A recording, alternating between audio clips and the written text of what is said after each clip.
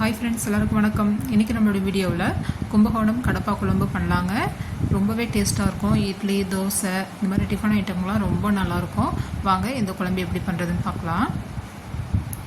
கும்பகோணம் கடப்பா குழம்பு பண்ணுறதுக்கு ஃபஸ்ட்டு ஒரு குக்கரில் 1 கப் அளவுக்கு பருப்பு எடுத்திருக்கேன். பருப்பு நல்லா கழுவிட்டு கொஞ்சமாக தண்ணி, 1 கப் அளவுக்கு தண்ணி விட்டு 2 உருளைக்கிழங்கு, மீடியம் சைஸில் 2 உருளைக்கிழங்கு, கொஞ்சமாக மஞ்சத்தூள், உப்பு போட்டுட்டு வேக வச்சுக்கலாம். பருப்பு வேகிறதுக்குள்ளே ஒரு மிக்ஸி ஜாரில் 1 கைப்பிடி அளவுக்கு தேங்காய், திருவின தேங்காய், 1 ஸ்பூன் சோம்பு, சின்ன ஸ்பூனில் 1 ஸ்பூன் கசகசா, 4-5 பல் பூண்டு, 1 துண்டு இஞ்சி. இதோட காரத்துக்கு நம்ம மிளகாத்தூள் சேர்க்கக்கூடாது. அதுக்குள்ளே பச்சை மிளகாய் பார்த்திங்கன்னா ஒரு 5-6 பச்சை மிளகாய் நமக்கு காரத்துக்கு தகுந்த மாதிரி சேர்த்துட்டு தண்ணி விட்டு நல்லா மைய அரைச்சிக்கலாம். இப்போ பார்த்திங்கன்னா பருப்பு நல்லா வெந்துருச்சு. இப்போ நம்ம குழம்பு தாளிச்சு விட்டுக்கலாம்.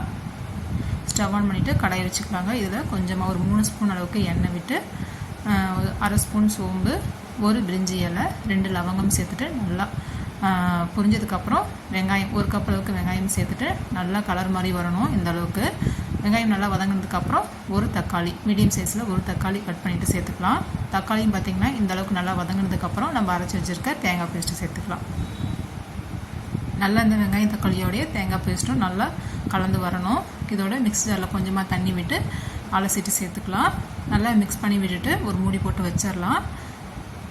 சிம்மில் வச்சுட்டு ஒரு கொதி வரட்டும். ஒரு கொதி வந்ததுக்கப்புறம் நம்ம வேக வச்சுருக்க பருப்பு சேர்த்துக்கலாம். பாருங்கள், இந்த அளவுக்கு மேலே நல்லா கொதி வந்ததுக்கப்புறம் நம்ம பருப்பு வேக வச்சுருக்க பருப்பு லைட்டாக நல்லா கரண்டியிலே மசிச்சு விட்டு சேர்த்துக்கலாம். கிழங்கையும் பார்த்திங்கன்னா 1-2 அந்த மாதிரி மசிச்சுட்டு சேர்த்துக்கலாம். நல்லா டேஸ்ட்டாக இருக்கும் இந்த மாதிரி மசிச்சுட்டு சேர்க்கும் போது. இப்போ இந்த குழம்புக்கு தேவையான அளவு உப்பு சேர்த்துக்கலாம். ரொம்ப தண்ணி விட வேண்டாம், இந்த அளவுக்கு இருந்தால் நல்லாயிருக்கும், நல்லா டேஸ்ட்டாக இருக்கும்.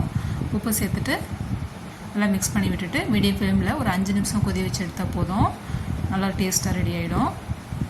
பாருங்கள், இந்த அளவுக்கு கொதிச்சதுக்கப்புறம் கொஞ்சமாக கொத்தமல்லி, கருவேப்பிலை போட்டுட்டு ஸ்டவ் ஆஃப் பண்ணிக்கலாம். நல்லா சூடான சாத்துக்கே ரொம்ப நல்லாயிருக்குங்க. இட்லி, சப்பாத்திக்கெலாம் ரொம்ப நல்லாயிருக்கும், தோசைக்கு ரொம்ப நல்லாயிருக்கும். ஓகே ஃப்ரெண்ட்ஸ், இந்த வீடியோ பிடிச்சிருந்தால் லைக் பண்ணி ஷேர் பண்ணுங்கள்.